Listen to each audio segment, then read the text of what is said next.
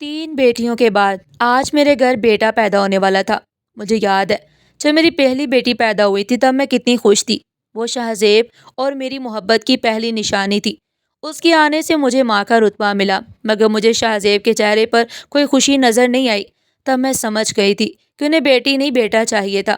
ان کا ڈر افسوس بھی بلا وجہ نہیں تھا، کیونکہ ان کے گھر میں 35 سال کی ایک بہن موجود تھی جن کا ذہنی توازن ٹھیک نہیں تھا، اور اسی وجہ سے ان کا کہیں رشتہ نہیں ہو سکا۔ ان کی امی نے اس بات کو اتنا سر پر اٹھا رکھا تھا کہ میرا شوہر بیٹی کے نام سے ہی ڈرنے لگا تھا۔ مگر میری ایک کے بعد دوسری اور پھر تیسری بیٹی پیدا ہو گئی تو شہزیب کے ساتھ ساتھ میری بھی ہمت ٹوٹنے لگی۔ میرا شوہر جس کے لیے میں نے ہر رشتہ ناتا چھوڑ دیا، وہ میری محبت ہی نہیں میرا جنون بھی تھا۔ میں انہیں دنیا کی ہر خوشی دینا چاہتی تھی، مگر قدرت کے آگے مجبور تھی کہ میری صرف بیٹیاں ہی پیدا ہو رہی تھی، جن کی وجہ سے شہزیب مجھ سے دور ہوتے جا رہے تھے۔ میں ہر طرح کی کوشش کرتی کہ انہیں خوش رکھ سکوں، مگر وہ اپنی ماں کے کہنے پر دوسری شادی کا ارادہ کرنے لگے۔ ان کے لیے رشتے دیکھے جا رہے تھے۔ جب چوتھی بار مجھے امید ہوئی تو میں نے شہزیب سے کہا کہ اس بچے کی پیدائش تک رک جائیں، مجھے یقین ہے کہ اس بار بیٹا ہی ہوگا۔ بیٹے کی امید پر وہ بھی خوش رہنے لگے اور میرا خیال رکھنے لگے۔ وقت ایسے ہی گزرتا رہا اور انتظار کے دن ختم ہو گئے۔ انہوں نے گاڑی منگوائی اور ہم بچے کا سامان لے کر ہاسپٹل روانہ ہو گئے۔ وہاں پہنچ کر مجھے لیبر روم میں لے جایا گیا اور شہزیب اور میری ساس بے چینی سے وہاں انتظار کرنے لگے۔ اندر میں تکلیف بہت بڑھ گئی۔ میں پہلے بھی 3 بیٹیاں پیدا کر چکی تھی، اس سے اندازہ تھا کہ یہ مرحلہ آسان نہیں ہوتا، مگر اس بار درد حد سے زیادہ تھا اور آخر کار شدت برداشت نہیں ہوئی اور میں بے ہوش ہو گئی۔ نہ جانے کتنی دیر بعد جب آنکھ کھلی تو میں ہاسپٹل کے کمرے میں لیٹی تھی۔ میرے پاس کوئی نہیں تھا۔ مجھے لگا سب میرے بیٹے کے پاس ہوں گے۔ تھوڑی دیر بعد ایک نرس آئی۔ میں نے فوراً بچے اور گھر والوں کے بارے میں پوچھا۔ اس کی آنکھوں میں چمک تھی۔ مجھے لگا وہ بیٹے کی خوشخبری دے گی، مگر اس کے الفاظ نے میری دنیا ہی ہلا کر رکھ دی۔ جب اس نے کہا ماشاءاللہ آپ نے چاند جیسی بیٹی کو جنم دیا، ایک دم میرے سامنے وہ سارے خواب گھومنے لگے جو میں نے شہزیب کو دکھائے تھے اور خود بھی دیکھے تھے۔ میرا دل تیزی سے دھڑکنے لگا۔ میں نے پوچھا میرا شوہر کہاں ہے؟ اس نے بتایا کہ وہ کل سے نہیں آئے اور آپ کی ساس بھی 2 گھنٹے پہلے رکشہ لانے کا کہہ کر گئی تھی، ابھی تک واپس نہیں لوٹی۔ نرس نے بچی کو اٹھا کر میرے سامنے کیا اور کہا کہ اسے دودھ پلا دے۔ میرا دل نہیں چاہا کہ میں اسے دیکھوں۔ یہ وہی تھی جس نے پیدا ہوتی ہی مجھے آسمان سے زمین پر گرا دیا۔ میں نے جلتی ہوئی نظروں سے اس کی طرف دیکھا۔ نرس ٹھیک کہہ رہی تھی، وہ واقعی چاند جیسی تھی، مگر شکل و صورت سے کیا ہوتا ہے، بیٹا تو بیٹا ہی ہوتا ہے۔ نرس نے بچی کو میری گود میں رکھا اور دودھ پلانے میں مدد کی۔ کچھ دیر بعد میری ساس بھی آ گئی۔ ان کا چہرہ دیکھ کر میں سمجھ گئی کہ اب ان لوگوں کو بیٹی کے ساتھ میری بھی ضرورت نہیں رہی۔ رکشے میں مجھے شدید تکلیف ہو رہی تھی، مگر ساس ڈرائیور سے کہہ رہی تھی کہ بھائی ذرا تیز چلاؤ۔ میں خاموشی سے سب برداشت کرتی رہی اور دل میں اپنی بیٹی کو کوستی رہی۔ گھر پہنچ کر سب سے پہلے میری نظر شہزیب کو تلاش کرنے لگی، مگر وہ موجود نہیں تھے۔ انہوں نے سامنے آنا بھی ضروری نہیں سمجھا۔ میں نے بچی اپنی بڑی بیٹی کو دی اور دیوار کا سہارا لیتے ہوئے کمرے تک پہنچی جہاں میری باقی بیٹیاں بھی تھیں۔ انہیں دیکھ کر مجھے بے حد پیار آیا کہ 2 دن سے انہیں نہیں دیکھا تھا، مگر اس ننھی بچی سے مجھے کوئی لگاؤ محسوس نہیں ہوا جس نے میرے خواب توڑ دیے۔ وقت گزرتا رہا۔ شہزیب مجھ سے خفا رہنے لگے، نہ ڈھنگ سے بات کرتے نہ خرچ دیتے۔ میرا صبر اب جواب دے چکا تھا۔ میں ان کی بے رخی برداشت نہیں کر پا رہی تھی۔ میں ان کے لیے کچھ بھی قربان کر سکتی تھی، اور یہ بیٹی تو جیسے میری آنکھ کا کانٹا بن گئی۔ میں نے آہستہ آہستہ اسے اپنا دودھ دینا کم کر دیا۔ جب بھوک سے زیادہ روتی تو ایک بار فیڈر دے دیتی۔ اس کا پیٹ بھرتا یا نہیں مجھے پرواہ نہیں ہوتی۔ میں اسے سلا کر کمرے کا دروازہ بند کر دیتی تاکہ اس کے رونے کی آواز پا ہی نہ جائے۔ سارے کام مکمل کرنے کے بعد ہی دروازہ کھولتی۔ ساس سب سمجھتی مگر وہ بھی بیٹی کی پیدائش پر دل ہی دل میں ناراض تھی، اس لیے کچھ نہ کہتی۔ رات کو اکثر روتی۔ ایک رات اچانک میری آنکھ کھلی تو دیکھا اس کے منہ میں دودھ سے بھرا فیڈر لگا ہوا ہے۔ میں گھبرا کر اٹھ بیٹھی۔ یہ کس نے دیا ہوگا؟ شاید ننند یا بہن دے گئی ہوگی، مگر پھر یہ روز ہونے لگا۔ جب بھی آنکھ کھلتی اس کے پاس دودھ موجود ہوتا۔ اب اس نے رات کو رونا چھوڑ دیا۔ نہ میری نیند خراب ہوتی، نہ میں توجہ دیتی کہ اس نے دودھ پیا یا نہیں۔ مگر ایک عجیب بات تھی، اس کی صحت دن بدن بہتر ہو رہی تھی۔ وہ موٹی تازہ اور گول مٹول ہونے لگی۔ اس کی آواز سن کر سب اس کے پاس آنا چاہتے، مگر اسے کمرے سے باہر نہ لاتی۔ نہ کبھی اس کے باپ یا دادی نے کہا کہ بچی کو باہر لاؤ۔ ایک دن شہزیب کے مہمان آئے ہوئے تھے۔ میں اتنی مصروف رہی کہ کمرے میں جانا ہی نہ ہو سکا۔ شام کو تکی ہوئی کمرے میں گئی تو وہ بھوکی نہیں لگ رہی تھی۔ میں بھی آتے ہی سو گئی۔ رات 12 بجے آنکھ کھلی تو خیال آیا وہ کھیلتے کھیلتے سو گئی تھی۔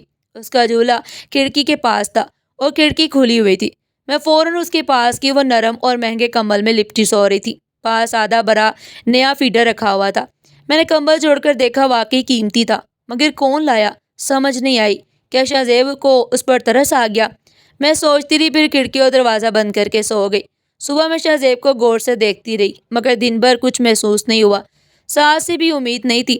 میری پریشانی بڑھتی ہی جا رہی تھی، مگر مجھے اندازہ نہیں تھا کہ اس سے بڑا جھٹکا باقی ہے۔ دوپہر میں جب فیڈر دینے گئی تو دیکھا وہ خوبصورت کپڑوں میں ملبوس ہے، آنکھوں میں سرما اور ماتھے پر نظر کا ٹیکا لگا ہے، پاس مہنگے کھلونے رکھے ہیں، وہ خوشی سے کھیل رہی تھی۔ اب مجھے خوف محسوس ہونے لگا کہ یہ سب کیا ہے۔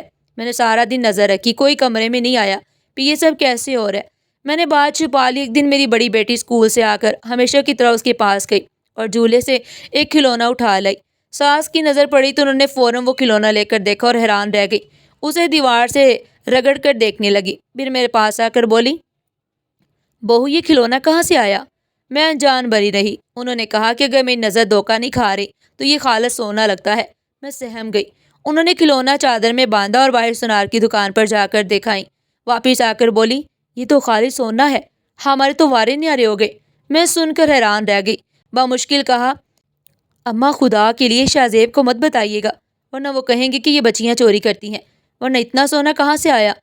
کیونکہ یہ کھلونا منی کے پاس سے ملا تھا۔ ساس نے بات مان لی، مگر شرط رکھی کہ آدھا سونا وہ رکھیں گی اور آدھا مجھے دیں گی۔ میں جو پہلے ہی اتنی ڈری ہوئی تھی، ان کی شرط مان لی اور سونا آدھا ادا کر لیا۔ ساس نے اپنا حصہ اپنی پاگل بیٹی کی شادی کے لیے چھپا لیا اور میرا حصہ سونار کے پاس بیچ کر مجھے پیسے لا کر دیے، جو کوئی 4.5 لاکھ روپے تھے۔ میں نے اتنی بڑی رقم زندگی میں پہلی بار دیکھی تھی۔ پیسے لیتے ہوئے میرے ہاتھ کانپ رہے تھے، پھر بھی دل میں خوشی تھی۔ میں نے پیسے لے کر صندوق میں رکھے اور صندوق چارپائی کے نیچے چھپا دیا۔ اگلے دن میں کچھ پیسے لے کر بازار گئی، کچھ گھریلو خرچ کیا، راشن کا سامان لیا، پھل سبزیاں، دودھ دہی اور گوشت وغیرہ، پورے ہفتے کا سامان لا کر فریج پر دیا اور دن بہت آرام سے گزرنے لگے۔ میں روز بن سنور کر نئے کپڑے پہنتی، شوہر کو اچھا کھلاتی پلاتی، وہ بھی مجھ سے خوش رہنے لگے۔ اس طرح 2 ماہ مزے سے گزر گئے۔ اب میری بیٹی تھوڑی بڑی ہونے لگی تھی، مگر میری اس پر کوئی توجہ نہیں تھی۔ ایک دن میں نے صندوق کھولا تو صرف 1 لاکھ روپے باقی بچے تھے۔ مجھے فکر ہوئی کہ یہ بھی خرچ ہو جائیں گے تو کیا ہوگا۔ پھر میں نے وہ 1 لاکھ روپے شوہر کو یہ کہہ کر دے دیے کہ کوئی اچھا سا کاروبار شروع کر لو، یہ میں نے آپ کے کاروبار کے لیے قرض لے کر پیسے جمع کی ہیں۔ وہ بہت خوش ہوا اور محنت کرنے لگا، جس میں برکت بھی ہوئی، حالات کچھ بہتر ہو گئے، مگر اس کے دل میں بیٹے کی خواہش اب بھی باقی تھی۔ وہ کبھی پیار سے دوسری شادی کی اجازت مانگتا، مگر میں انکار کر دیتی۔ دل میں ڈر بھی ہوتا کہ اگر اس نے شادی کر لی تو میں کیا کروں گی۔ پھر میں اسی بیٹی پر غصہ نکالتی کہ یہ پیدا نہ ہوتی تو میرا بیٹا ہوتا۔ ایک دن غصے میں آ کر میں نے اسے مارا تو عجیب واقعہ ہوا۔ اسے مارتے ہی میرے ہاتھ میں شدید درد شروع ہو گیا، اتنا کہ برداشت نہ ہوا۔ میں نے فوراً دوپٹے سے ہاتھ باندھ لیا، مگر درد بڑھتا ہی گیا۔ کچھ دیر بعد جب کھول کر دیکھا تو پورا ہاتھ نیلا پڑ چکا تھا۔ میں فوراً ہاسپٹل گئی، سب کو یہی کہا کہ بھاری چیز کے نیچے ہاتھ آ گیا تھا، مگر دل میں سمجھ گئی کہ اس کے ساتھ کوئی غیر معمولی طاقت ہے۔ علاج چلتا رہا، شوہر کے 50,000 روپے لگ گئے، جو بڑی مشکل سے جمع ہوئے تھے، تب جا کر میں ٹھیک ہوئی۔ اب مجھے اس سے ڈر لگنے لگا، میں کمی اس کے پاس جاتی، اس کے کپڑے خود بخود بدل جاتے، مگر میں نے کبھی اپنی آنکھوں سے ایسا ہوتے نہیں دیکھا۔ جب بھی میں باہر سے واپس آتی، اس کی ہر چیز بدلی ہوئی ہوتی۔ میں نے کبھی کسی کو کچھ نہیں بتایا، سب یہی سمجھتے رہے کہ میں بہت اچھی ماں ہوں۔ ساس اکثر اسے دیکھ کر کہتی، یہ بھی پھوپھی پر گئی ہے۔ وقت تیزی سے گزرتا رہا، میری بیٹیاں بڑی ہوئی اور وہ ننھی 8 سال کی ہو گئی۔ اس کا نام بہنوں نے پریشے رکھا تھا۔ وہ بہت پیاری اور ہونہار تھی، اس عمر میں بھی گھر کے کافی کام کر لیتی، مگر میرے دل میں اس کے لیے کبھی کوئی جگہ نہ بن سکی۔ اب بھی بیٹے کی کمی شدت سے محسوس ہوتی۔ بچیاں بڑی ہو گئیں، کاش ان کے ساتھ ایک بھائی ہوتا۔ اسی دوران میرے شوہر نے دوسری شادی کر لی اور سوتن کے 2 بیٹے ہو گئے۔ شوہر بھی اسی کا ہو کر رہ گیا۔ میری محبت کی شادی تھی، مگر میں محبت سے محروم ہو گئی اور میں اس کا ذمہ دار اسی بیٹی کو سمجھتی رہی۔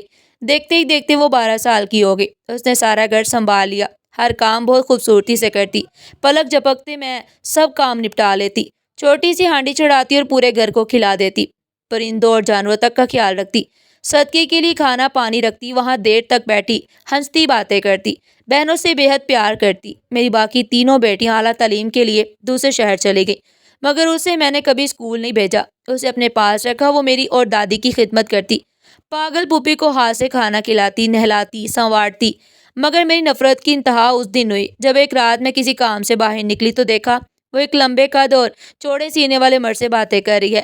دونوں خوش نظر آ رہے تھے۔ اس مرد کی ہیبت ایسی تھی کہ میں دیکھ کر بھی کچھ نہ کہہ سکی۔ ساری رات تیز بخار میں چلتی رہی۔ اگلے دن جب طبیعت سنبھلی تو میں نے اسے پوچھا وہ کون تھا؟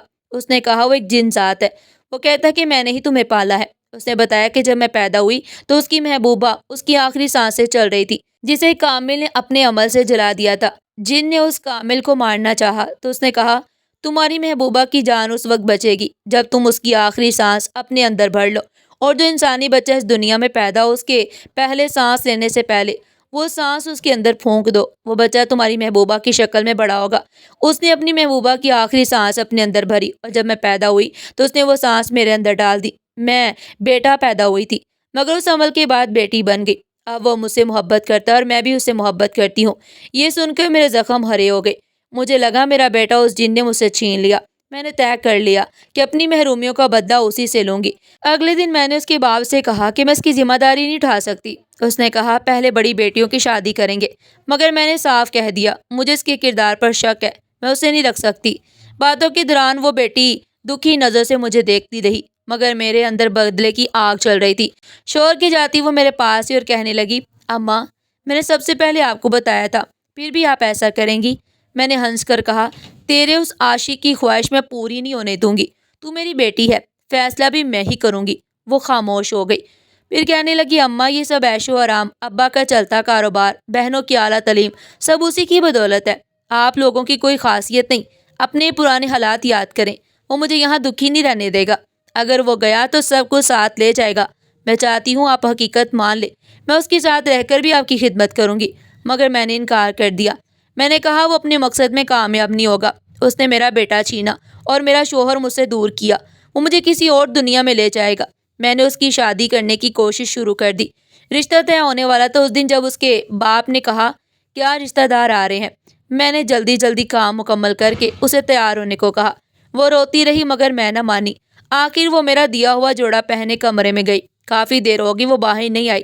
میں نے دروازہ کھٹکھٹایا، جواب نہیں آیا تو دھکا دے کر کنڈی توڑ دی۔ دروازہ اندر سے بند تھا، کوئی کھڑکی یا روشن دان بھی نہیں تھا، مگر وہ اندر موجود نہیں تھی۔ میں سمجھ گئی وہ اسے لے گیا ہے، وہ چلی گئی اور میرے ہاتھ کچھ نہیں رہا۔ میں نے ہمیشہ کی طرح حقیقت چھپا لی، سب کو یہی بتایا کہ وہ کسی لڑکے کے ساتھ بھاگ گئی ہے۔ اس کے جانے کے بعد ہمارے حالات بدل گئے، ہم آسمان سے زمین پر آ گئے۔